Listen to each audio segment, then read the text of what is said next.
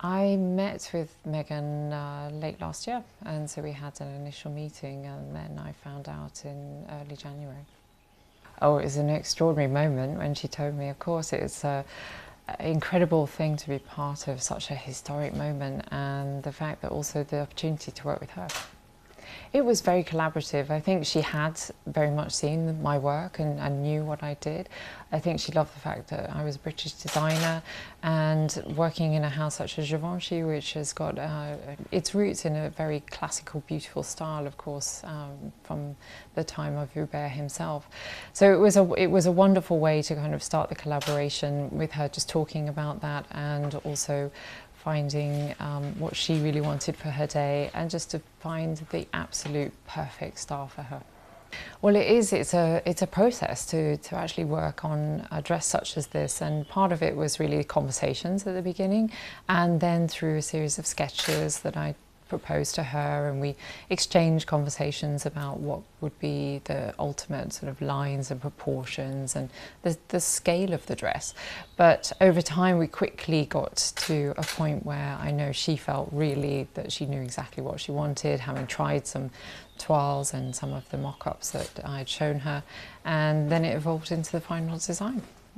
Oh, she's exactly what you see on TV. She's just so genuine and warm and radiant. She's just glowing, and she's a strong woman. She knows what she wants, and it was really an absolute joy working with her.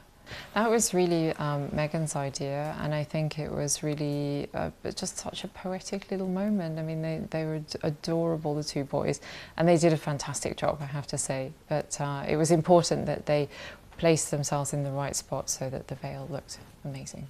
He was he came straight up to me and said, "Oh my God, thank you. She looks absolutely stunning." So I think for both of them, they were just radiant at that time. And just about your family, when did they find out that it was you that was designing Meghan's dress?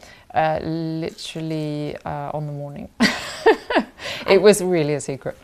I think she really admired the fact that I was a woman designer, and the many companies I've worked for, British companies and international companies, and the fact that I'm a working mother maybe played into that as well. And I came up with the idea of maybe representing each of the countries, the 53 countries of the Commonwealth, through their flora and fauna. And we both love the story of that, and it also meant that every single one of those countries also journeyed up the aisle with her, which I thought was a really poetic moment. Almost the last few weeks, actually, when I knew exactly more or less the shape of the dress and the train.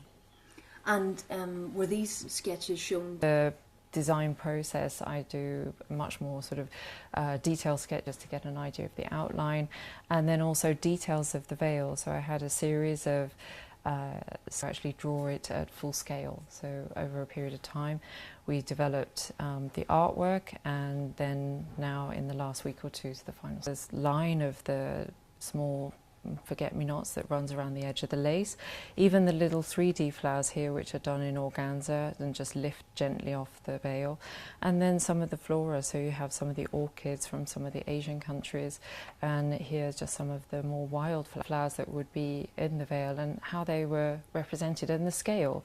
I think that was amazing, actually. They were so stunning, and the scale of them. And what I think really took me by surprise was how they smelled.